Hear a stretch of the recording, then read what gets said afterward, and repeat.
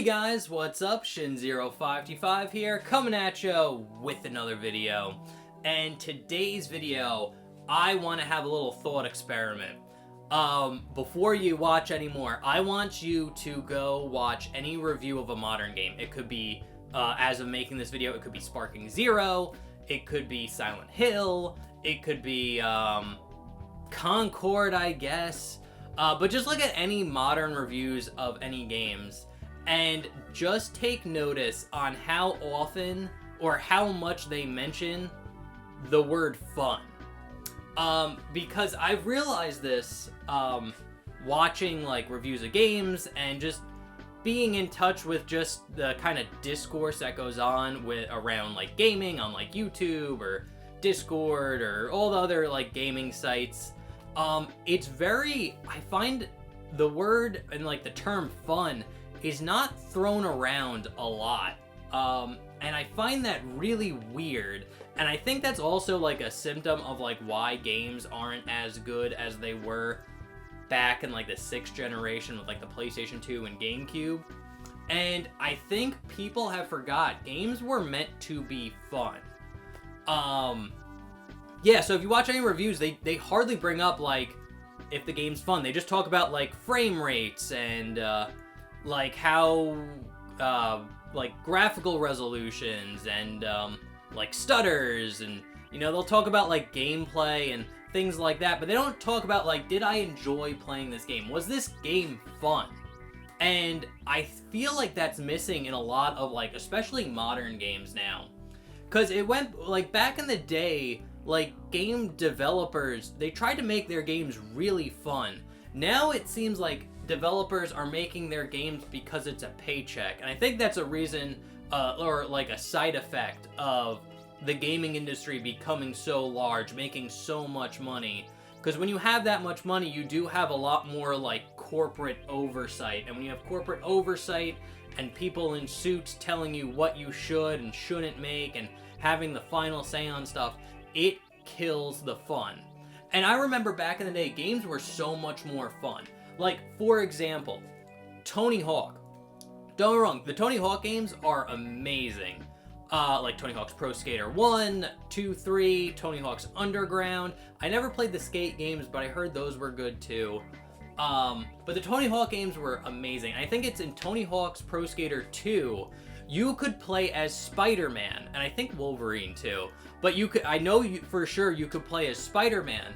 And the reason why you could play as Spider-Man was because Activision that made Tony Hawk, in like their studio, the people that were making the Spider-Man PlayStation 1 game were actually right next door to the studio that was making the Tony Hawk Pro Skater 2 game. And again, since things were way more lenient, there wasn't as much like corporate oversight. Literally, people from the Tony Hawk team went to the Spider-Man team and said, hey, do you mind if we use Spider-Man in our game? And they just said, yeah, whatever, we don't care. And you gotta play as Spider-Man in a Tony Hawk game, which was fucking phenomenal. And it wasn't just like a skin. It's like, yeah, you got the skin of Spider-Man, but he had his own unique moves. You could actually like web the board for like one of his tricks. It was so cool. And all in all, it was fun. And especially for like talking about the Spider-Man game on the PlayStation 1, that was a very fun game as well. Like after you beat the game, they put in a what if mode where you could play through the game again, but with a bunch of just silly ass shit.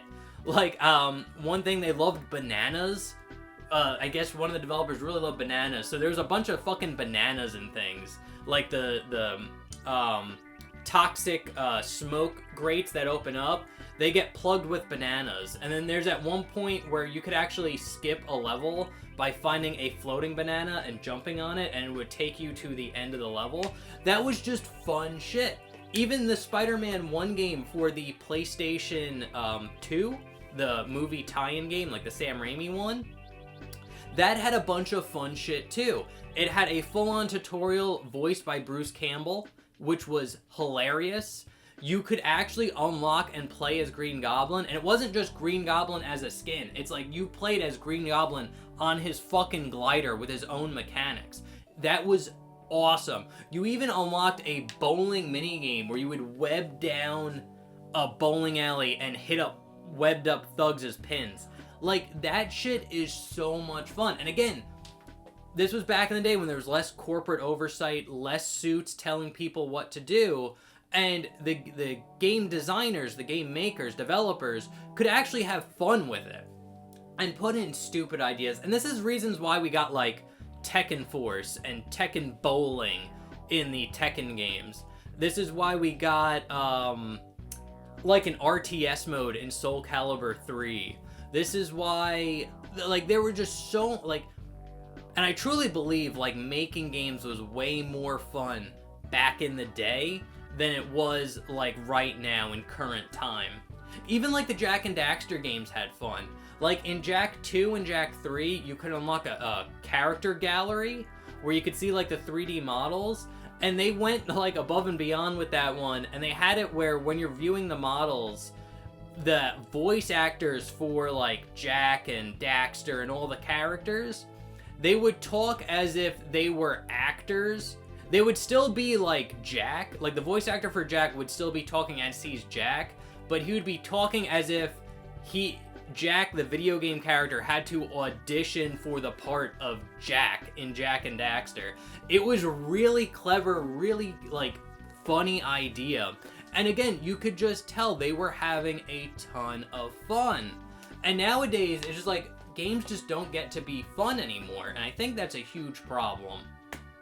And, like, one example I want to talk about for games not being fun anymore is The Last of Us. I know people don't like my opinion on The Last of Us, where I think the game is just mid. I think it's just okay. But I remember seeing a behind the scenes of The Last of Us, and it was, like, in the making where they're showing, like, the motion capture acting. And you had the fucking director there, and he was talking about, like, and, like, being real pretentious and real, like, fucking artsy about it. I hate that shit.